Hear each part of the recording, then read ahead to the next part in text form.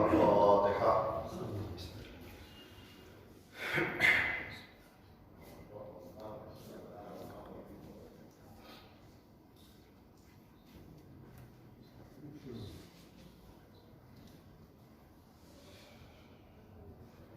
أعوذ بالله من الشيطان اللعين الرجيم. بسم الله الرحمن الرحيم. الحمد لله رب العالمين والعاقبة للمتقين والجنة للموحدين والنار للكافرين. الصلاة والسلام والتحية والإكرام على أشرف الأنبياء والمرسلين مولانا أبي القاسم محمد. اللهم صل على محمد وآل محمد وعلى أهل بيته الطيبين الطاهرين الغر الميامين المعصومين المظلومين. ولعنة الله على أعدائهم أجمعين من الآن هذا إلى قيام يوم الدين. أما بعد فقد قال الله الحكيم. بسم الله الرحمن الرحيم. أينما تكونوا يدرككم الموت ولو كنتم في بروج مشيدة. صلوات على محمد وعلى محمد. اللهم صل على محمد وآل محمد. ایک مرحومہ کے اِصال ثواب کی مجلس ہے اور ماہ رمضان المبارک انشاءاللہ کل چاند رات ہوگی تو اس کے سلسلے سے بھی کچھ چیزیں شروع ہوں گی. مختصر اور بہت زیادہ ٹائم نہ لیتے ہوئے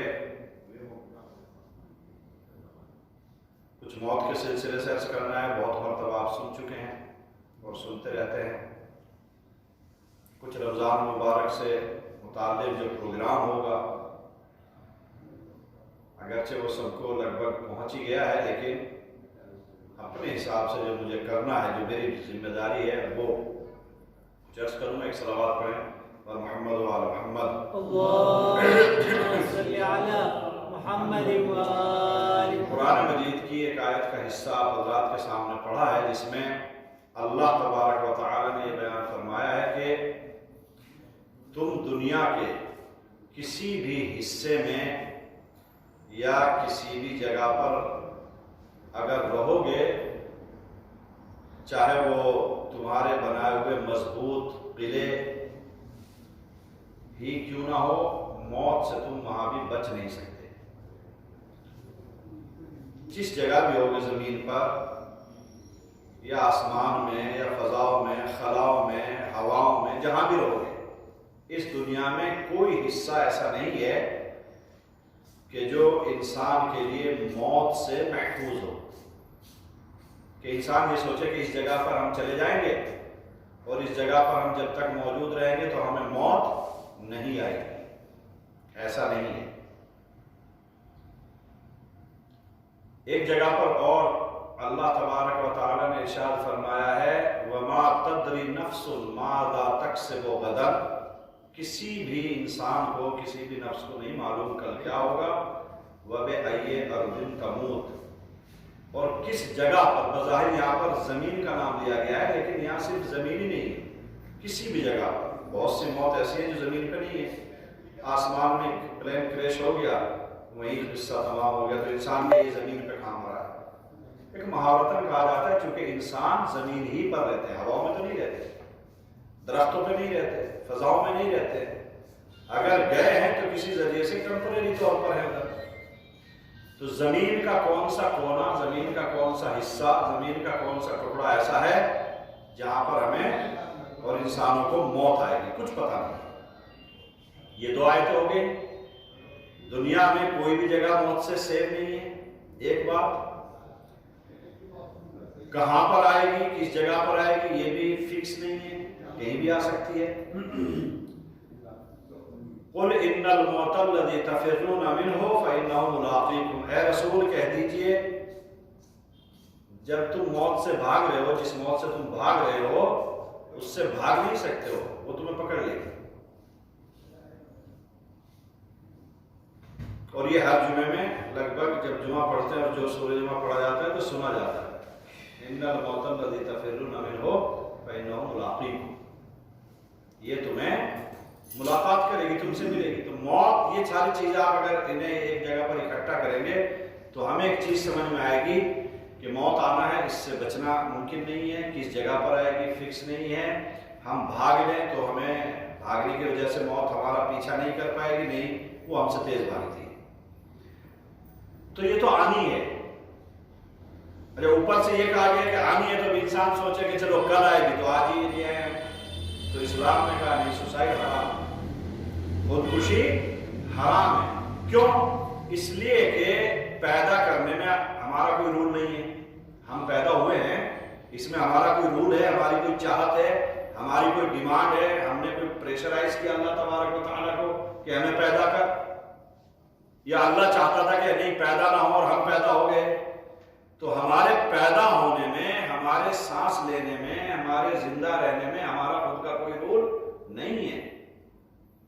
تو زندگی اللہ نے دی ہے تو کہا موت بھی وہی دے گا، تمہیں کوئی حق نہیں ہے کہ موت لے آؤ، اسی لیے سوسائڈ حرام ہے۔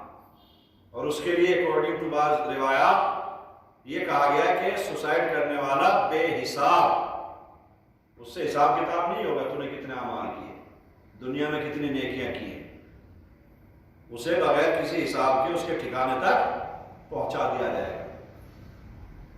کیوں؟ اس لیے کہ سارے اعمال جتنے بھی اس نے اچھے کیے تھے وہ سب وہ سوسائڈ کے ذریعے سے سب ختم کر دیے۔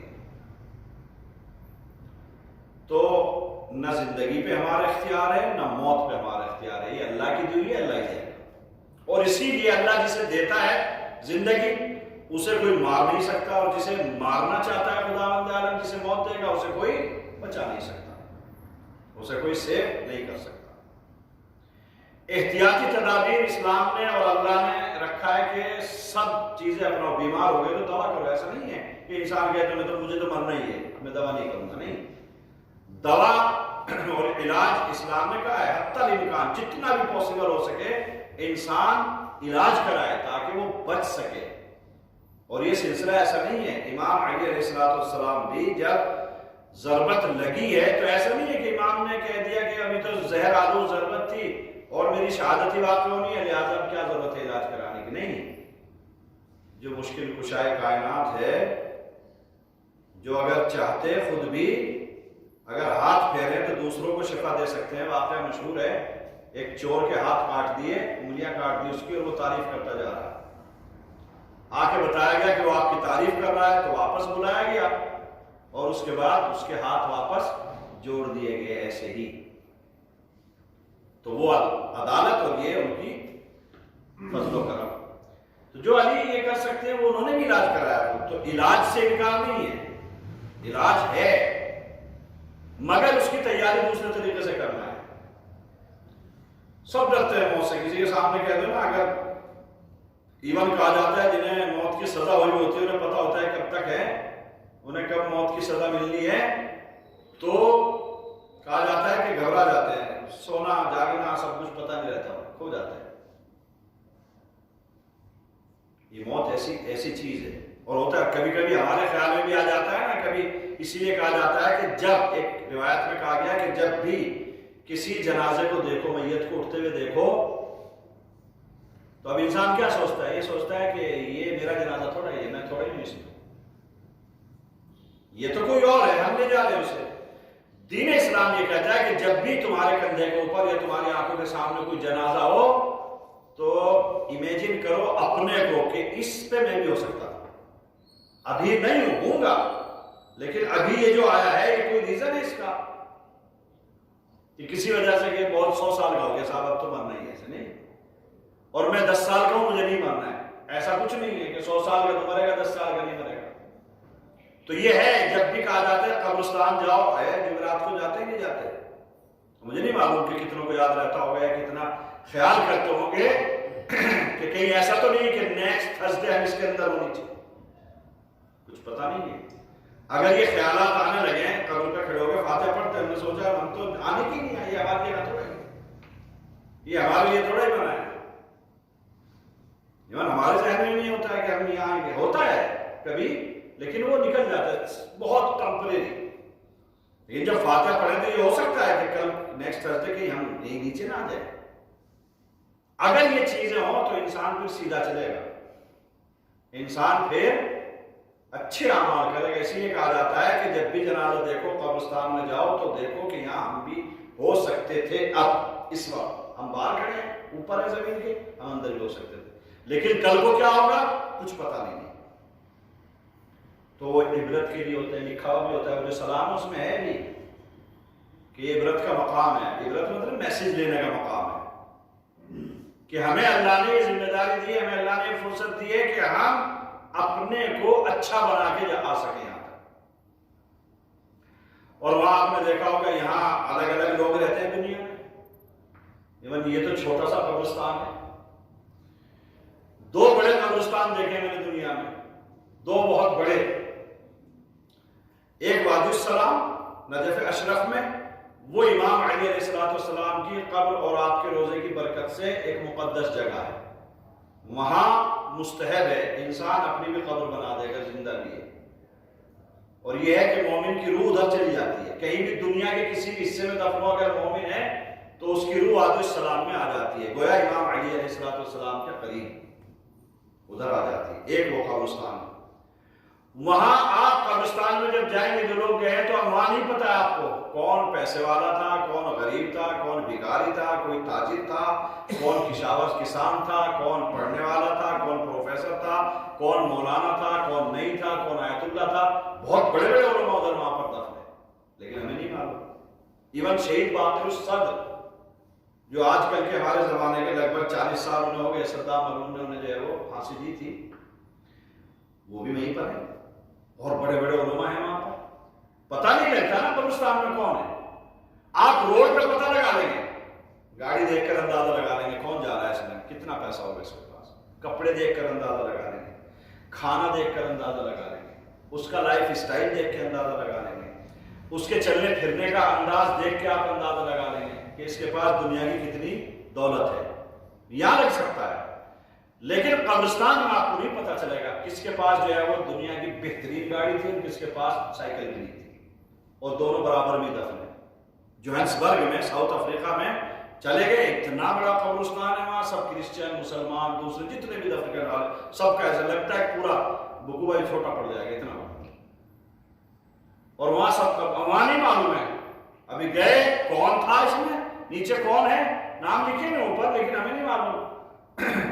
یہ بات جب زمین کے اوپر چلتا تھا تو کتنے اس کے نوکر ہوتے تھے یا کتنے اس کے نہیں ہوتے تھے، یہ بھکاری تھا یا ملٹی ملین تھا، کچھ پتا نہیں ہے، جگہ اتنی ملی ہے سب۔ اوپر سجا لو آپ، سجانے والے کون ہیں؟ وہ ہم جو زندہ ہوتے ہیں وہ لوگ سجاتے ہیں نا، اوپر سے جتنا سجا لو، مگر اندر جو ہے اندر سب کے، میں نے دیکھی ایک لائن سے سب کی قبریں کھدی ہوئی ہیں، لگ بھگ ایسے 200-250 قبریں، جو مسلمانوں کا ایریا تھا ادھر 200-250 قبریں تیار ہیں بالکل۔ ابھی کون سی کس کو ملے گی کچھ پتہ نہیں، وہاں تو نمبر ہے، جو بھی آئے گا آج دفن کرنا ہے، یہ دفنا ہونا، وہاں یہ بھی نہیں ہے کہ ادھر ہماری فیملی، ادھر ہماری فیملی، ادھر ہماری فیملی، تو سب کی جگہ کیا ہے، نمبر سے لگی ہوئی ہے بھائی، سب ایک برابر۔ تو وہاں ہے اصل مقام، وہ اصل جگہ ہے کہ وہ ہمارے ہاتھ میں ہوتی ہے اوپر دنیا میں کہ ہم اسے اندر والی کو کیسے بنائیں۔ اوپر والی ہم چھاپ دیں گے، اوپر والی بہت اچھی بنا دیں گے، سب کچھ ہے، لیکن اندر والی وہ ہمارے ہاتھ میں ہے، یا ہم نے دنیا میں کیا کیا ہے وہ ہمارے مرنے کے بعد بھی پھر ایک ثواب جاریہ ہے۔ ہم نے اولاد کیسے چھوڑی ہے، ہم نے کیا کیا ہے اپنے بعد جانے کے لیے، کوئی ثواب جاریہ داخل ہم نے جاری کیا ہے کہ نہیں کیا، ایسا کہیں پر نل لگایا پانی میں، کہیں مسجد بنائی، کہیں امام بارگاہ، کوئی ایسا مدرسہ، کوئی دین کا ایسا کام کیا، کوئی چیریٹی یا کسی بھوکے کو کھانا کھلانا یا کسی کو پڑھانا یا کسی بیمار کا علاج کرا دیا، ساری چیزیں ہوتی ہیں بہت، وہ چیزیں بعد میں کام آتی ہیں۔ تو وہ اندر کا قبر، اندر کی جو قبر ہوتی ہے وہ اس سے بنتی ہے۔ ایک صلوات پڑھے پر محمد و آل محمد. اللهم صل على محمد وآل. تو یہ ہمارے ہاتھ میں. اب آئیے کل شروع ہو جائے گی انشاءاللہ.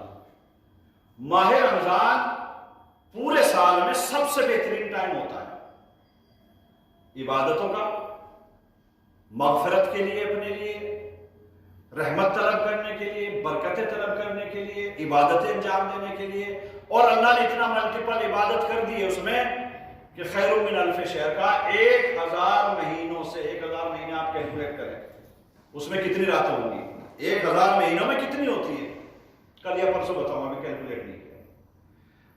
ایک رات کی عبادت، اور روایت یہ بیان کی گئی ہے، روایتوں کے اکارڈنگ یہ بھی کہا گیا کہ ایک عمل 1000 عمل سے بہتر ہوتا ہے. مثلا 1 رکعت نماز رمضان مبارک کی 1000 رکعتوں سے افضل ہے. فور ایگزامپل ایک تسبیح 1000 تسبیحوں سے بہتر ہے.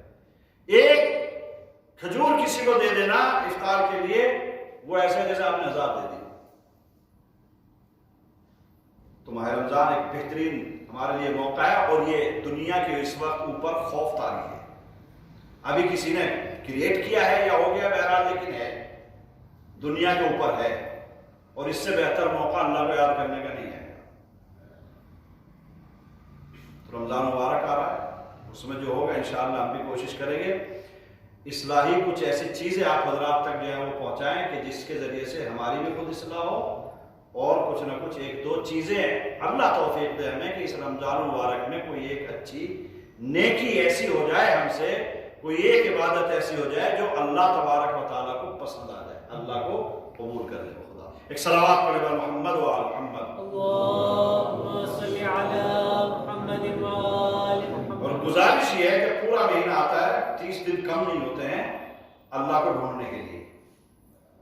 تو کوشش ہم یہ کریں کہ خدا بند عالم ہمیں مل جائے، اس کی نزدیکی ہمیں ملے. اس لیے کہ اگر خدا مل گیا تو سب کچھ مل جاتا ہے، اور خدا نہیں ملا تو کچھ بھی نہیں ملا. امام حسین علیہ السلام کا مشہور جملہ ہے، جس نے پروردگار تجھے پا لیا اس نے کیا کھویا، اور جس نے تجھے کھو دیا اس نے کیا پا لیا ہے.